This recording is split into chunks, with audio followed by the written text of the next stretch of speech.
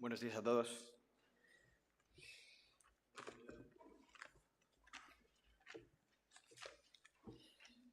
Bien, si queréis ir abriendo vuestras Biblias, hoy estaremos hablando en Mateo capítulo 27.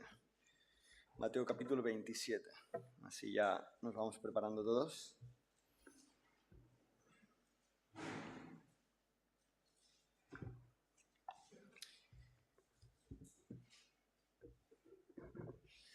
Bien, Mateo capítulo 27, vamos a estar leyendo de los versículos del 45 al 54. Y para quien se lo pregunte, hoy vamos a estar hablando de, no quizás, sino seguro, el hecho más importante que podemos encontrar en la Biblia. Y vamos a estar hablando de la crucifixión de Cristo. Vamos a estar hablando de el fin de lo que Cristo vino a hacer por nosotros. Así que permitidme, antes de hacer la lectura, recordar un poco de lo que estamos hablando. Hace unos domingos atrás avisé de que estaríamos haciendo una serie de 3 predicaciones donde estaríamos hablando de la vida de Jesús. Estaríamos hablando de forma muy resumida y lo más breve posible un poco sobre algunos de los atributos de Jesús, con el único objetivo de que nos podamos enamorar de Él, con el único objetivo de que podamos conocer en profundidad algunos de sus atributos, los cuales nos permiten adorarlo con un conocimiento de quién era Él. Vimos al principio el inicio de su ministerio a través del bautismo. Vimos cómo Cristo fue bautizado para identificarse como un pecador más. Posteriormente, hace unos domingos atrás, pudimos ver el punto central de su ministerio, que es cuando Él hacía algo que se repetía continuamente, que era sanar a gente, tener compasión por esa gente. Y esta mañana terminamos esta serie de 3 predicaciones hablando de la crucifixión de Cristo y lo que hizo por nosotros en esa cruz. Para quien esté tomando apuntes, esta serie se llama Enamorándonos de Jesús y la predicación de esta mañana la he titulado El amor del Salvador. El amor del Salvador. Y bien, para quien quizás no me conozca mucho, seguramente los que veo aquí todos me conocéis casi perfectamente, me habéis visto nacer y me habéis visto desde bien pequeñito y sabéis que si voy a utilizar una ilustración, voy a utilizar una ilustración de lo que me gusta a mí. Y me gusta a mí lo que todo el mundo sabe, que es el fútbol y el Barça. Así que permitidme que os ilustre un poco lo que vamos a estar hablando esta mañana a través de una experiencia que he tenido yo durante estos últimos años. Yo, como sabéis, he podido tener la oportunidad en estos últimos X años de mi vida de poder vivir en Hungría, en Estados Unidos, en Argentina, y si bien he vivido en diferentes países con diferentes horarios, el horario del partido del Barça era un horario casi sagrado. Ese horario no me lo podía quitar nadie e independientemente de donde estuviera, siempre preguntaba a la persona que era responsable del lugar en el que estaba si a la hora del partido podía tener alguna televisión o conexión a internet para poder ver el partido. Y curiosamente, seguramente gracias a Messi, el Barça es archiconocido en todo el mundo entero, y más en Argentina, que justo vengo de hace unos meses atrás, donde todo el mundo le encanta Messi, por lo tanto todo el mundo es teóricamente fanáticos del Barça. Pero curiosamente algo me pasa continuamente ahí donde he ido, en cada país en el que he ido, que a pesar de que he conocido gente la cual dice que les encanta el Barça, que son fans del Barça, que siguen el Barça desde hace años, la verdad que cuando miro un partido de fútbol con ellos y el Barça marca un gol, yo me pongo de pies, lo celebro, lo grito, me abrazo con el compañero que no he visto nunca, pero aquel que había dicho que era fan del Barça, pues ahí está, sentado mirando su teléfono móvil, y tan siquiera se ha levantado para gritar el gol. Y quizás preguntaréis, bueno, Uri, ¿por qué me estás diciendo esto? ¿A qué viene esto de fanáticos del Barça que te has encontrado por el mundo que ni tan siquiera celebran un gol? Y mira, me he dado cuenta que para ser fanático, en este caso, de un club de fútbol, no puedes serlo porque te guste Messi o porque simplemente el Barcelona ahora es el equipo que está de moda. Quizás ya no, pero lo estuvo hace unos años. Sino que para ser fan del Barça realmente necesitas conocer al club, y digo del Barça como cualquier equipo, necesitas conocer al club, necesitas conocer a los jugadores, necesitas conocer la historia, necesitas vivir los partidos, necesitas tener una historia detrás de ti la cual te aferra a ese equipo, que cuando marca gol realmente sientes lo que se siente al marcar ese gol. que no es simplemente de palabras, sino que detrás de eso tú has vivido muchas experiencias que te permiten celebrar eso. Tú no puedes provocar ese sentimiento de cuando tu equipo está marcando un gol. Y de la misma manera, y por eso decía esto, no podemos apasionarnos de Cristo Jesús si antes no hemos sido capaces de conocer en profundidad a Cristo Jesús. Ahora, si os preguntáis por qué escogí esta serie de 3 predicaciones hace unas semanas atrás, cuando empezamos esta serie, era precisamente para esto. Creo que una iglesia sana, creo que una iglesia apasionada, creo que una iglesia que realmente está haciendo la voluntad de Dios, simplemente va a conseguir hacer la voluntad de Dios cuando realmente hemos sido apasionados por la persona de Cristo Jesús.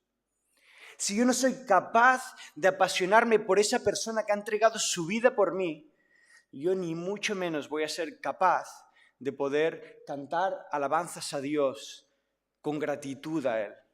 Con una gratitud real, no de palabra, no porque está de moda, no porque he crecido con esta religión, no porque mi familia me lo ha dicho así, sino porque realmente estoy apasionado profundamente de la persona de Cristo Jesús, aquel que me ha amado desde antes de la eternidad y por la eternidad.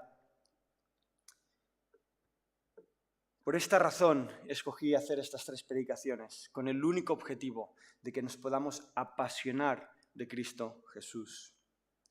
Y hasta ahora hemos visto un montón de atributos, veíamos a través de esas 2 predicaciones anteriores un montón de atributos de Jesús, veíamos su compasión, veíamos su ejemplo, veíamos su liderazgo, pero en la predicación de esta mañana, a diferencia de las otras, vamos a estar hablando de solo un atributo. Y vamos a hablar de ese atributo que quizás resume todos los demás, ese atributo que es capaz de compactar la vida de Jesús en un solo atributo. Hoy vamos a estar hablando del amor de Cristo por nosotros. Vamos a estar hablando de su amor, y qué mejor forma de hablar del amor de Cristo que hablando de la cruz y de todo lo que llevó en ese lugar. Mira, decía John Stott, que es un pastor en Inglaterra, decía, antes de que podamos empezar a ver la cruz como algo hecho para nosotros, antes de empezar a ver la cruz como algo que Cristo ha hecho para nosotros, para poder salvarnos, dice John Stott, tenemos que verla antes como algo hecho por nosotros. Repito, antes de que podamos ver la cruz como algo hecho para nosotros, tenemos que verla algo hecha por nosotros.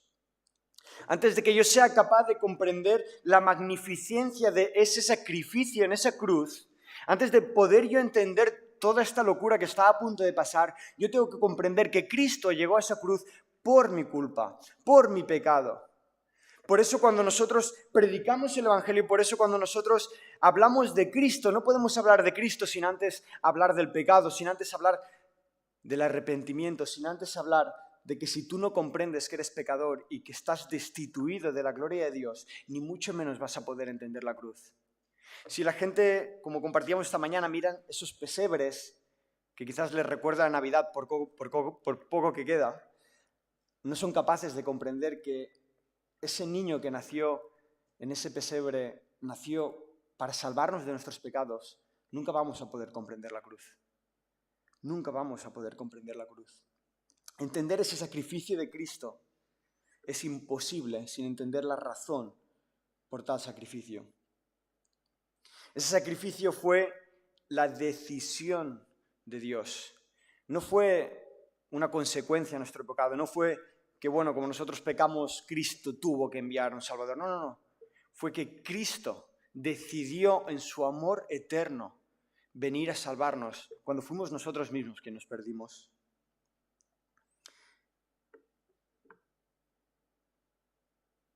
Es su amor plasmado en esa cruz lo que resume el mayor atributo de nuestro Salvador. Porque como dice su palabra, lo amamos porque Él nos amó primero. Lo amamos porque gracias a Él, y esto no nos podemos olvidar nunca, lo amamos porque gracias a Él hoy tenemos esperanza, libertad y una relación con Dios. Esto no lo hemos conseguido nosotros, esto no lo ha conseguido un libro, no lo ha conseguido ni la oración. Todo eso es consecuencia de un acto que vino mucho antes que eso, y fue la cruz de Cristo. Fue en esa cruz que ganamos esta esperanza de pasar una vida eterna con Dios. Fue en esa cruz que ganamos la libertad de que el pecado no tenga dominio sobre nosotros. Y fue en esa cruz que restauramos nuestra relación con Dios Padre. Fue todo por medio de esa cruz. Y es lo que vamos a estar viendo esta mañana. Mateo capítulo 27. Ahora sí, si queréis seguirme en la lectura, Mateo capítulo 27, versículos del 45 al 54, dice así. Y desde la hora sexta hubo tinieblas sobre toda la tierra hasta la hora novena. Cerca de la hora novena, Jesús clamó a gran voz diciendo, Elí, Elí, lama sabactani. Esto es, Dios mío, ¿por qué me has desamparado? Algunos de los que estaban ahí decían al oírlo, a Elías llama este. Y al instante, corriendo uno de ellos, tomó una esponja y la empapó de vinagre y poniéndola en una caña, le dio de beber. Pero los otros decían, dejad, veamos si viene Elías a librarle. Mas Jesús, habiendo otra vez clamado a gran voz, entregó el Espíritu. Y he aquí el velo del templo se rasgó en dos, de arriba abajo. Y la tierra tembló, y las rocas se partieron, y se abrieron los sepulcros, y muchos cuerpos de santos que habían dormido se levantaron. Y saliendo de los sepulcros, después de la resurrección de él, vinieron a la santa ciudad, y aparecieron a muchos. El centurión y los que estaban con él, guardando a Jesús, visto el terremoto y las cosas que habían sido hechas, temieron en gran manera y dijeron, verdaderamente, este era el Hijo de Dios. Oramos. Dios y Padre que estás en los cielos, te damos gracias por esta mañana que nos podemos reunir, Señor. Te damos gracias, Señor, porque a pesar de la realidad que nos ha tocado vivir durante este año, Señor, con esta pandemia, seguimos teniendo la posibilidad de reunirnos, Señor, de poder abrir tu palabra, de poder aprender, Señor, de poder maravillarnos, Señor, de todo lo que tú tienes que enseñarnos, Padre. Te pido que esta mañana no sea diferente y que podamos salir transformados de este lugar, Señor, que podamos postrarnos delante de ti con corazones dispuestos a ser realmente impactados por lo que tú tienes que enseñarnos. Te damos gracias, Señor, porque de lo que vamos a estar hablando esta mañana no es más que el sacrificio más grande nunca llevado en la historia. Te damos gracias porque a través de ese sacrificio hoy nos podemos reunir y somos iglesia, Padre. Te pido, porque las palabras que salgan de mi boca esta mañana no sean mías, Señor. Te pido que tú me libres de cualquier foco que pueda tener, Señor, para poner todo el foco en tu palabra, Señor, y en tu persona de Cristo Jesús. Te pido, Señor, que tú nos hables de forma individual y que salgamos de este lugar completamente diferentes a como habíamos entrado, Padre. En tus manos nos ponemos, en el nombre de tu Hijo amado. Amén, Señor.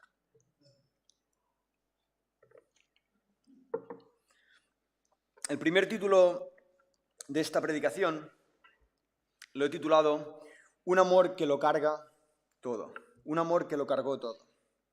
Un amor que lo cargó todo. Y si os fijáis, en este texto os he metido directamente en el punto donde Cristo estaba siendo ya crucificado, pero quizás ahora andamos un poco perdidos, ¿no? ¿Cómo hemos llegado a este punto? Seguramente algunos llevamos ya años de iglesia y seguramente sabemos exactamente cómo hemos llegado a este punto, pero para quien no lo sepa, permitidme daros un poco de contexto.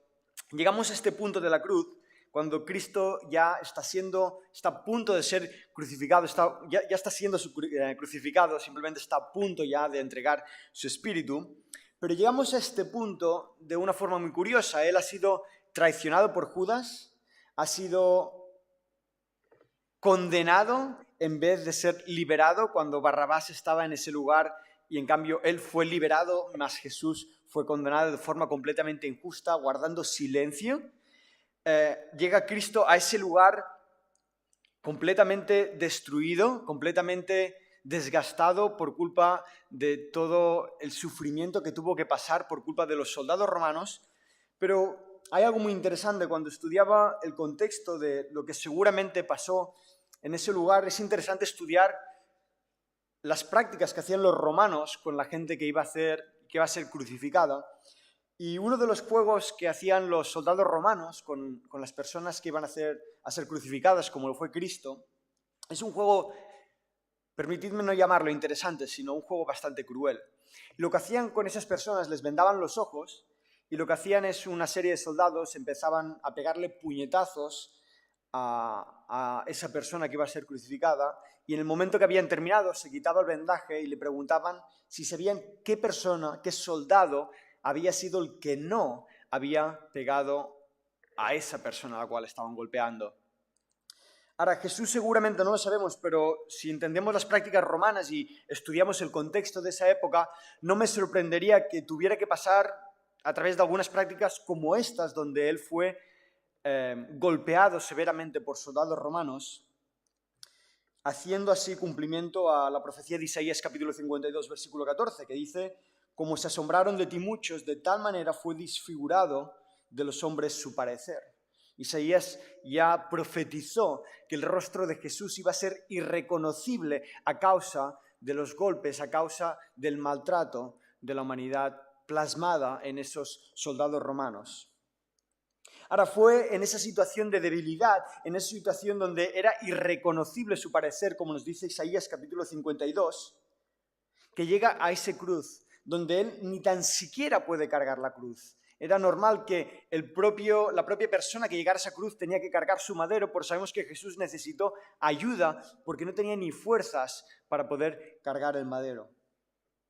Ahora llegamos a este capítulo, a este versículo 45 y dice: desde la hora sexta hubo tinieblas sobre toda la tierra hasta la hora novena. Hay algunos que han querido estudiar si esta oscuridad fue debida quizás a un eclipse.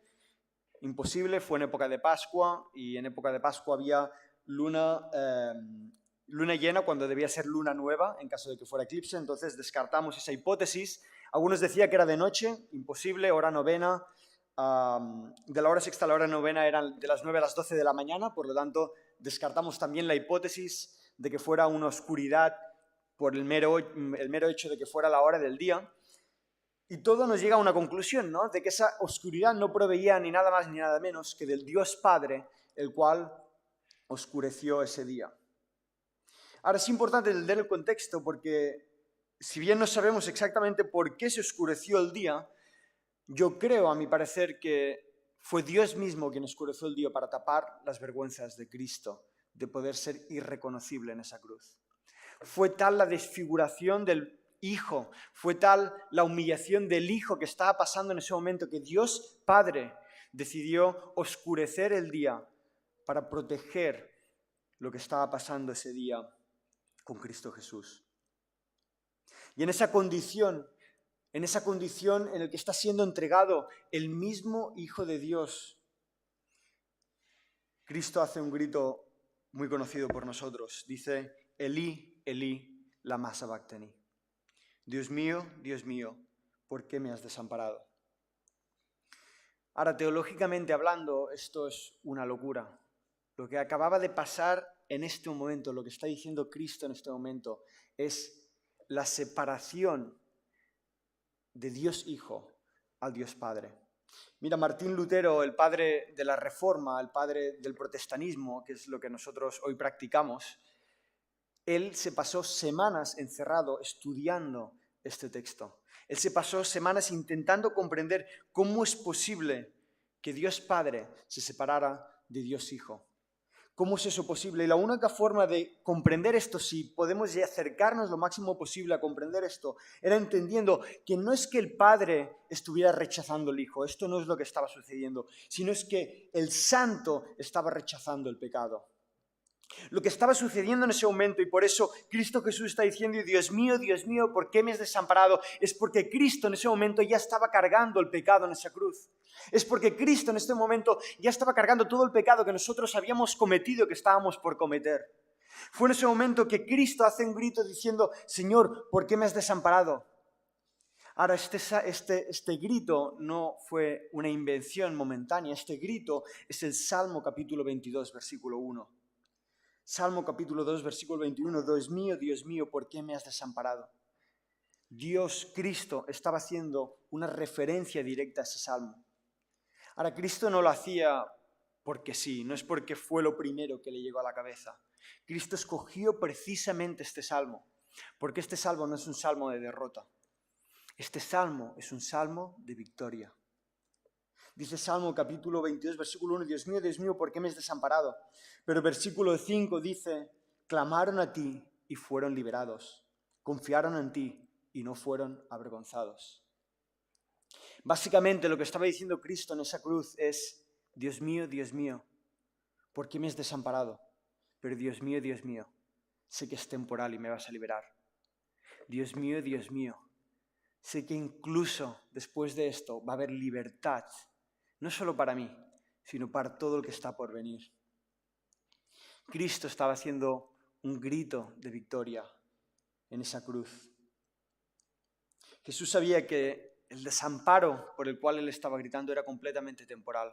Él iba a pagar ese precio, pero él estaba clamando a Dios porque iba a haber victoria después de ese sacrificio. Un amor dispuesto a cargarlo todo. Un amor dispuesto a cargar ese pecado que lo iba a separar del Padre. Ahora esto es una locura. La Trinidad, esa Trinidad perfecta de Dios Padre, Dios Hijo y Dios Espíritu Santo, que completamente solos se adoraban uno al otro y cumplían esa comunión perfecta. Decidió crear a ángeles y decidió crear la humanidad para que podamos glorificar a Dios. Lo rechazamos y todavía así Él decidió separarse temporalmente para pagar el precio de nuestros pecados. Un amor que lo carga todo. El que no cometió pecado se hizo pecado, nos dice la palabra. Segundo punto, un amor que no piensa en uno mismo. Un amor que no piensa en uno mismo. Versículo 48 dice, y al instante corriendo uno de ellos tomó una esponja y la empapó de vinagre y poniéndola en una caña le dio de beber. Ahora, este versículo es carente de un punto donde se nos menciona en el Evangelio de Juan. La crucifixión, como sabemos, está escrita en los 4 evangelios y el Evangelio de Juan nos da una información extra y es básicamente que Cristo fue quien pidió ese vinagre. Cristo fue quien tenía sed y pidió que le dieran de beber y fue en ese momento que alguien le ofreció de beber. Ahora es interesante que es en este versículo 48 que Jesús está pidiendo de beber. Es Jesús quien está pidiendo, por favor, dame de beber, básicamente para dar el último grito, como veremos posteriormente, el grito que iba a entregar el Espíritu, que iba a entregar el total de Cristo Jesús. Pero es interesante porque en versículo 34, si vamos un poquito más atrás, dice que le dieron de beber vinagre mezclado con hiel, pero después de haberlo probado no quiso beberlo. Lo rechazó. Ahora, este vino que está bebiendo, este vinagre, no nos imaginemos que es el vinagre de las ensaladas, no es ese tipo de vinagre, es un vinagre el cual tomaban los soldados romanos y la gente pobre, era un vino mezclado con agua y era básicamente lo que le daban de beber a Cristo para que pudiera pasar un poco más ameno, si se puede decir así, la crucifixión. Pero yo no creo que la palabra se le escapen detalles, no creo que se mencione hasta 2 veces que Cristo se le ofreció o pudo beber vino y en un momento lo rechazó y en el otro momento Él fue quien lo pidió. No creo que la palabra se le escapen estos detalles y titulaba este punto un amor que no piense en lo mismo, porque cuando pensaba en estas 2 escenas, cuando Él está pidiendo de beber, pensaba en por qué Cristo rechazó en el versículo 34 ese vino.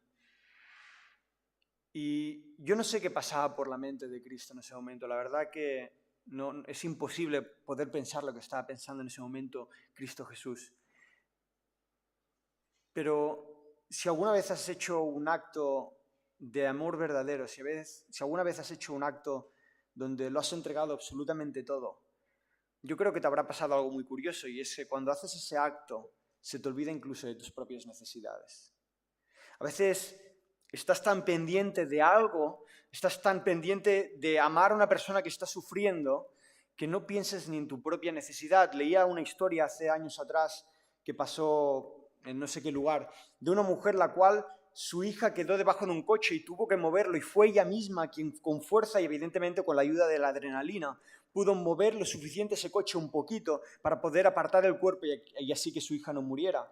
Posteriormente esa mujer fue a la ambulancia y cuando le dijo al médico que le dolían los hombros, se dieron cuenta que tenía los hombros completamente destrozados.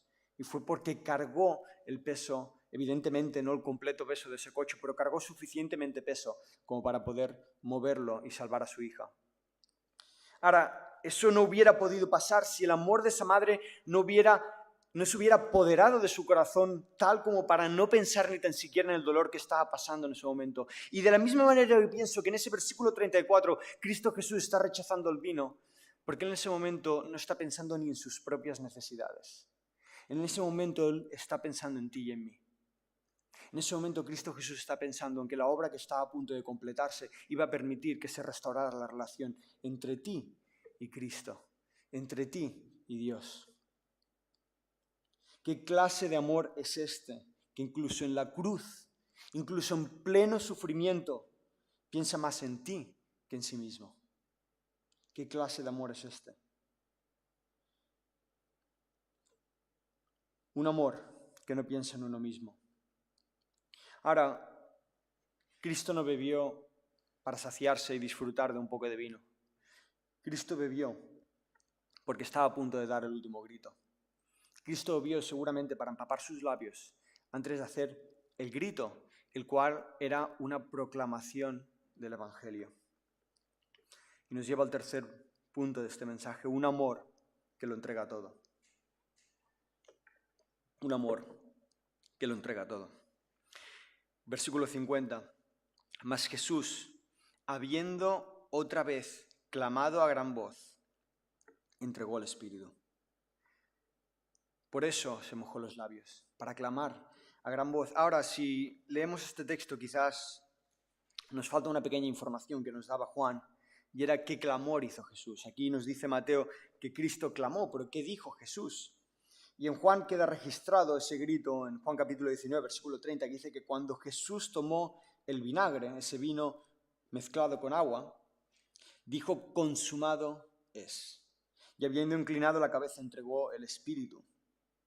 Ahora, ¿qué significa consumado es? Consumado es básicamente, viene de la raíz de la palabra fin o propósito. Básicamente lo que estaba diciendo Cristo en esas últimas palabras antes de entregar su Espíritu era, ya está, finalizado, terminado, entregado, pagado. En otras palabras, lo que está diciendo Cristo Jesús era finalizado, ya está pagado el precio de nuestro pecado. Esto fue el último grito de Cristo Jesús, el puro evangelio. Estaba diciendo, ya está, no luches, no busques, no desesperes, ya está pagado, ya no tienes que sufrir por lo que está por venir. Un amor que lo entrega todo, incluso el último aliento. Un amor que estuvo dispuesto a gastar el último aliento que le quedaba para pronunciar las palabras que iban a llevar a cabo el evangelio. Pagado está. El acto más grande de amor de toda la historia había sido consumado. Había sido terminado. Ahora, me preguntaba yo, ¿por qué tuvo que pasar Jesús? ¿A través de qué tuvo que pasar Jesús para decir consumado es? ¿A qué es a lo que se enfrentaba Jesús? Porque a veces pensamos en la obra de Cristo Jesús y entendemos la muerte, pero no sabemos hasta qué punto qué implicó esa muerte. Y decía un predicador famoso, pastor en una iglesia en República Dominicana, Sugel Michelén, decía, para entender el amor de Dios, primero tenemos que entender la ira de Dios. Para que tú entiendas el amor de Dios, el amor de Cristo en esa cruz, primero tienes que entender la ira de Dios. Primero tienes que entender por lo que tuvo que pasar Cristo en ese momento que estaba entregando su espíritu. Para entender su amor, no podemos entender su amor sin antes entender la ira de Dios. Es por eso, repito, que hablamos primero de arrepentimiento antes de hablar de amor. No podemos entender el amor que Cristo tuvo por nosotros sin antes arrepentirnos del pecado que nos está librando de la ira de Dios.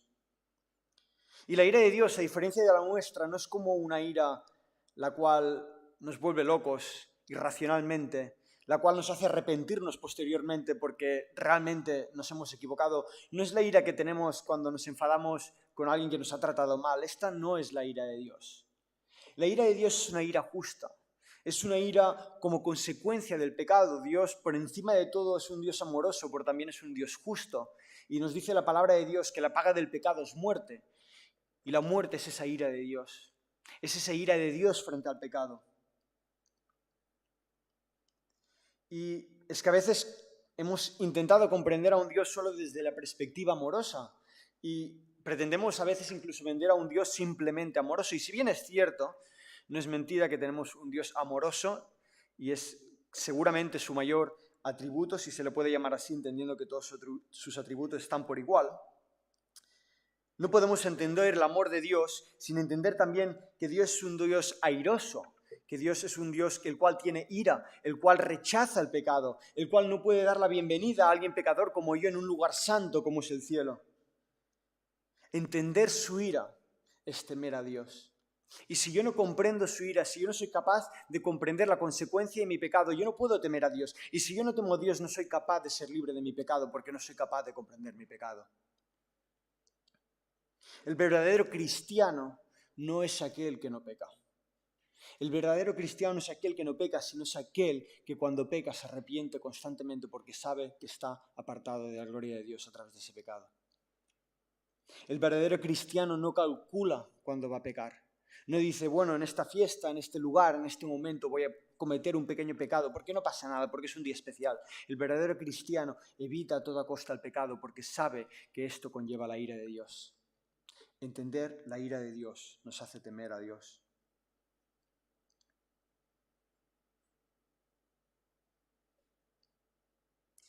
Quizás la locura más grande del Evangelio y entender por lo que estaba pasando Cristo es que Dios trató al justo como pecador para que el pecador pueda ser tratado como justo. Y es que esto es lo que estaba pasando en esa cruz. Que Cristo estaba siendo ese justo Hijo de Dios, estaba siendo tratado como un pecador, para que tú y yo, que somos pecadores, el día que se termine nuestro último aliento, podamos ser tratados como justos. Este fue el último grito de Cristo. Entregar su espíritu a Dios. Acarrear toda la ira de Dios sobre su propio cuerpo. Esto es por lo que estaba pasando Cristo. No era una muerte carnal como la que entendemos nosotros. Era una muerte espiritual. Estaba separando su espíritu para ser castigado por la ira de Dios. Dice Romanos capítulo 5, versículo 9, pues mucho más, estando ya justificado en su sangre, por él seremos salvos de la ira. Fue su sangre que hoy nos justifica, fue su sangre la que hoy nos salva de la ira de Dios. Un amor que lo entregó todo para cargar la ira de Dios. Cuarto punto de esta predicación, un amor que restaura relaciones. Un amor que restaura relaciones. En ese momento el pago fue hecho, el Espíritu fue entregado, consumado fue ese sacrificio. Y algo muy interesante pasó en versículo 51, dice, y aquí el velo del templo se rasgó en dos, de arriba abajo, y la tierra tembló y las rocas se partieron. Y a veces, no sé si os ha pasado, pero leemos la palabra de Dios y omitimos ciertos textos porque no comprendemos. Y reconozco que quizás este texto era uno de ellos para mí. Había leído el Evangelio 40.000 veces y seguramente este detalle había pasado desapercibido.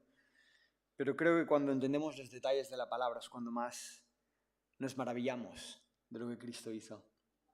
Ahora te pregunto, ¿qué implicaba ese velo? Aquí nos anuncian de que el velo fue partido de arriba abajo. ¿Qué implicaba ese velo? Mira, para entender qué implicaba tenemos que entender qué fue ese velo. Ese velo era lo que en el lugar santo, en el lugar donde se encontraba la presencia de Dios, en el lugar santísimo, había un velo que separaba, repito, ese lugar santísimo de la presencia del resto de los hombres. Ese lugar santísimo, el cual estaba dividido por un velo, en la tradición judía, y así quedó escrito, era el único lugar donde el sumo sacerdote podía cruzar una vez al año para entregar un sacrificio en nombre de todo el pueblo de Dios.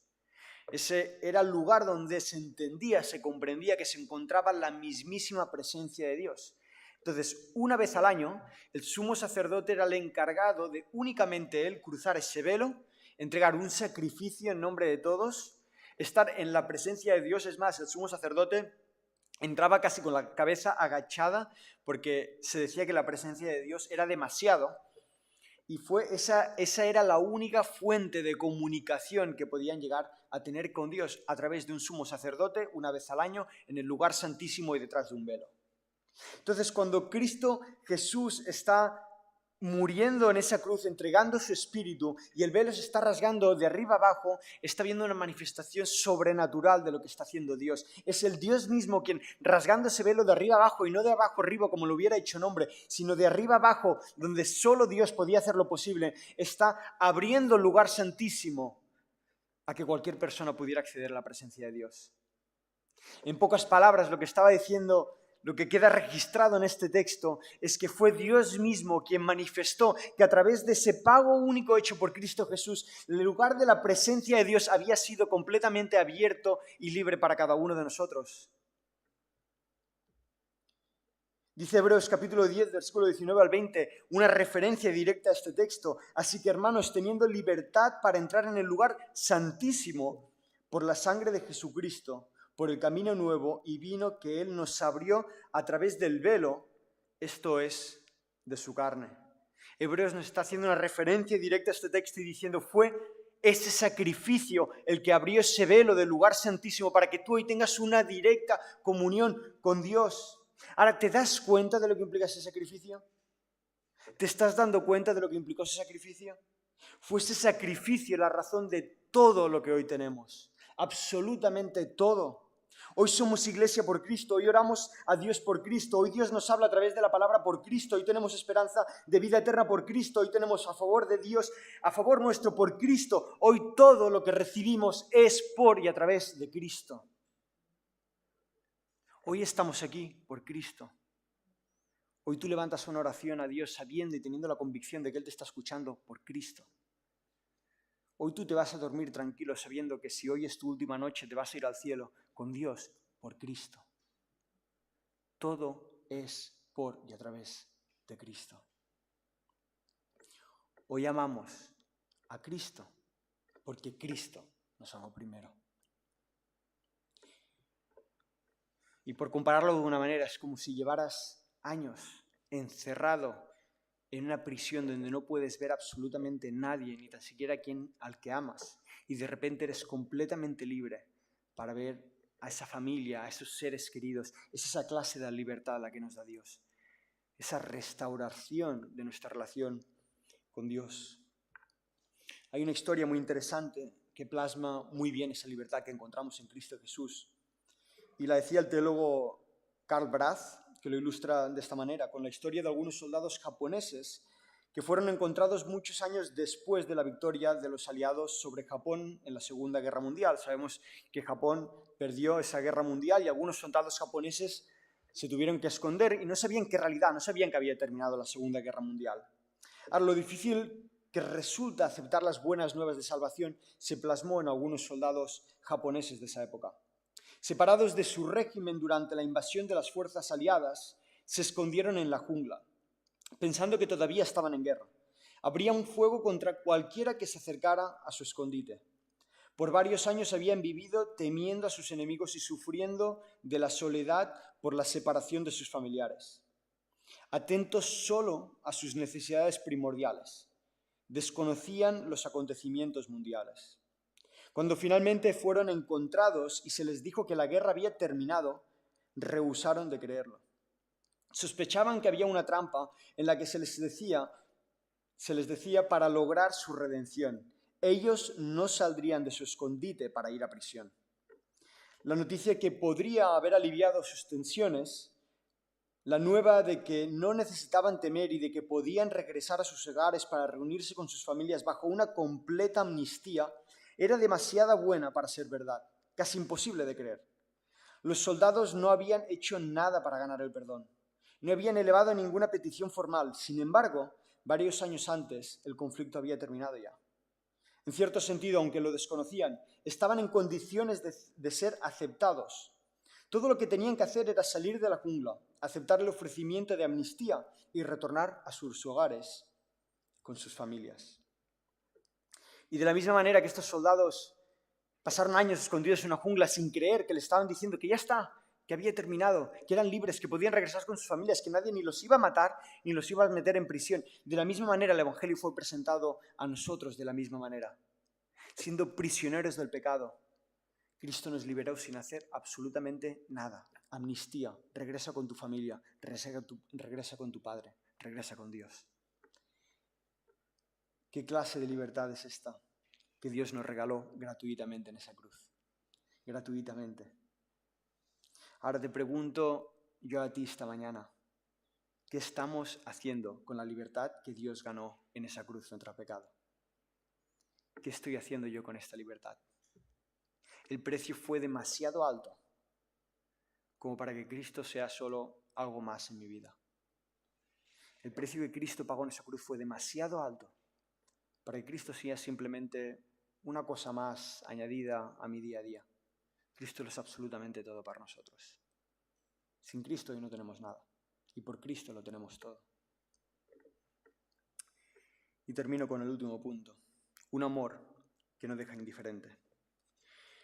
Y dice versículos 52 y 53 a 54.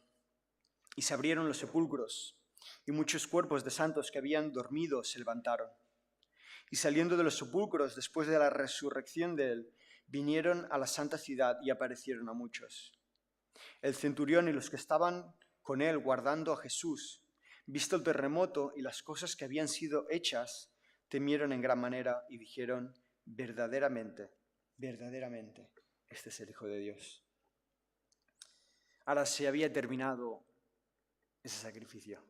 Y dice la palabra de Dios que hubo un terremoto donde rocas se partieron y donde muertos resucitaron. Resucitaron muertos una vez más como cumplimiento de la profecía que decía que después de ese sacrificio muertos iban a resucitar. Y la tierra tembló como una manifestación de Dios de que ese día el pecado había recaído sobre el Hijo de Dios. Ahora fue tal el impacto de lo que pasó esa mañana, en esas horas, de las 9 a las 12 de la mañana. Fue tal el impacto que pasó en ese momento, que dice que los que estaban en ese lugar dijeron verdaderamente Él era el Hijo de Dios. Ahora, verdaderamente Él era el Hijo de Dios no lo dijeron María, como las que estaban ahí sentadas viendo a Jesús. Los que dijeron verdaderamente Él es el Hijo de Dios fueron los propios que hace unos minutos atrás estaban burlando de Él. Fueron aquellos que decían en versículo 49, pero otros decían, dejad, veamos si viene Elías a liberarle, donde se estaban burlando de Dios. Fueron los mismos que estuvieron viendo cómo Cristo estaba siendo crucificado, que en el momento que fue consumado ese sacrificio dijeron verdaderamente, Él era el Hijo de Dios. Y hermanos, esto nos trae esperanza. Ver que estos soldados, este centurión que se encontraba en ese lugar, que rechazó continuamente a Cristo Jesús, en ese momento fue transformado y dijo verdaderamente Él era el Hijo de Dios. Esto nos trae esperanza. ¿Por qué nos trae esperanza? Porque a veces quien menos esperamos es aquel que es transformado por Dios. Y esta es nuestra esperanza. Confiar en que es Dios quien transforma a las personas. Dice 1 Corintios capítulo 1, versículo 21. Pues ya que en la sabiduría de Dios el mundo no conoció a Dios por medio de su propia sabiduría, dice Dios, agradó a Dios mediante la necedad de la predicación salvar a los que creen. Esta es nuestra esperanza. Que Dios no nos llama a convencer a pecadores, Dios simplemente nos llama a predicar a pecadores. No está en nuestras manos la salvación de la gente. No está en nuestras manos la salvación de la gente a la que queremos. Somos libres de saber que es Dios quien transforma a personas. No le importa a Dios la condición de la persona. No le importa a Dios su soberbia, ni qué tan chulos son a veces, y permitirme la expresión. Es Dios quien transforma vidas. Esos hace 5 minutos se burlaban de Jesús y 5 minutos después reconocían que Él era el Cristo, que Él era el mismo Hijo de Dios. Nuestra confianza está en aquel que murió y resucitó. No está en nuestras palabras. No está en lo bien que lo hacemos, ni en lo bien que predicamos el Evangelio, ni en lo bien que influenciamos. Porque adivina qué, somos pecadores y cometemos errores. Y eso lo ve la iglesia o fuera de la iglesia. Por nuestra esperanza está en Cristo Jesús. Nuestra esperanza está en el Dios que transforma corazones. Y te quiero invitar a que si esta mañana hay alguien en tu corazón, alguien que tú sepas que aún no conoce a Cristo. Te invito no solo a que le prediques de Cristo, te invito a que seguramente lo estás haciendo, pero que ores sin cesar. Quiero sin cesar. Que sea Dios quien quebrante el corazón. Que, como dice Ezequiel, que sea Dios quien convierta un corazón de piedra en un corazón de carne. Que sea Dios quien haga el mayor milagro de la historia. Y si te utiliza a ti, gloria a Dios. Pero si no, da igual. Pero que sea Dios quien transforme corazones. Que Dios haga el mismo milagro que hizo en tu vida, en la vida de aquellos que quieres, en la vida de aquellos que también desconocemos a veces. Y cerrando, hemos visto el amor de Cristo. Hemos visto el amor en esa cruz de un montón de maneras diferentes. Este es el mayor mensaje que ha sido jamás anunciado y hoy en estas fechas celebramos el nacimiento de Cristo. Pero ese nacimiento no tendría sentido sin esa crucifixión de la que estamos hablando esta mañana. Hoy recordamos a Cristo no por ese nacimiento en sí, sino porque era nuestro Salvador, porque consumió toda su vida para finalmente entregar su vida por nosotros. Y este es el mayor mensaje que podemos anunciar, que el Hijo de Dios se hizo hombre para que el tercer día resucitara y hoy tuviéramos vida, esperanza y relación con Dios. Y cuando estudiaba este texto, la verdad que me preguntaba, ¿no? ¿Qué es lo que más me impacta de todo esto?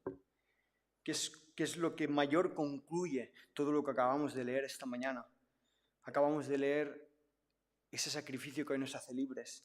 Pero ¿qué es lo que más me maravilla? Y la verdad podría decir que lo que más me impacta fue su sacrificio. Podría decir que lo que más me impacta es su compasión, su ejemplo, su vida. Y la verdad que realmente todo esto sería cierto. Realmente que cada uno de sus atributos nos impactan, nos maravillan y nos asombran. Pero lo que más me impactaba cuando leía este texto era su vida en sí. Era pensar que llegamos a este capítulo 27 y nos asombra ver la crucifixión de Cristo. Pero Cristo lo sabía desde el momento en el que nació. Cristo era consciente desde que el momento que él había nacido iba a ser maltratado, insultado, torturado y sacrificado. Dios sabía desde el momento en que pecamos, desde antes de la creación de la humanidad, que íbamos a rechazarlo y que iba a tener que separarse de su Hijo para entregar su vida por nuestros pecados.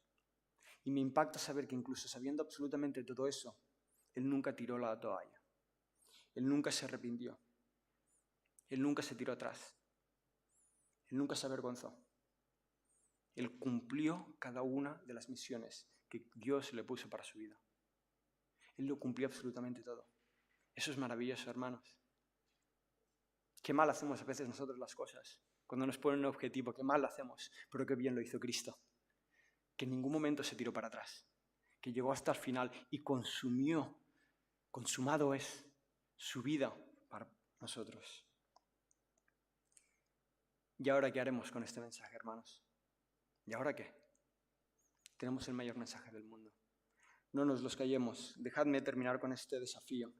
Estamos en Navidad y es un tiempo precioso donde podemos pasar con familia, pero es un tiempo precioso donde tenemos una pequeña apertura, por pequeña que sea, para seguir hablando de Cristo. Aprovechemos esta Navidad para hablar del mayor mensaje del mundo y es que hay un Salvador, que hay esperanza y que ha muerto y resucitado al tercer día por nosotros. Oramos. Dios y Padre que estás en los cielos, te damos gracias esta mañana por tu Hijo, Padre. Gracias, Señor, porque tú nunca, Señor, te avergonzaste de nosotros, a pesar de que nosotros nos avergonzamos de ti muchas veces. Te doy gracias, Señor, por cada gota que derramaste, Señor. Te doy gracias por pensar en mí en esa cruz. Te doy gracias por hacer el camino cuando era imposible para nosotros hacer el camino. Te doy gracias, Señor, porque tú nos has amado desde la eternidad y para la eternidad. Te doy gracias porque a pesar de que peco contra ti, tú sigues teniendo gracia y misericordia en mi vida, a pesar de que es incomprensible para mi mente. Te pido, Señor, que este mensaje no sea un mensaje más en nuestras vidas, que sea el motor de nuestras vidas, que sea la razón por la que vivimos, que seas el todo para nosotros. Te pido, Señor, por aquellos que aún no te conocen, para que mediante la locura de la predicación de tu Evangelio puedan ser pasados de muerte a vida, Padre. Que tú, Señor, hagas un milagro en sus vidas. Oramos sin cesar por las vidas de aquellos que aún no te conocen, para que tú los transformes, Señor, para que tú hagas la obra maravillosa que hiciste con nosotros. En tus manos nos ponemos esta mañana en nombre de tu Hijo amado. Amén, Señor.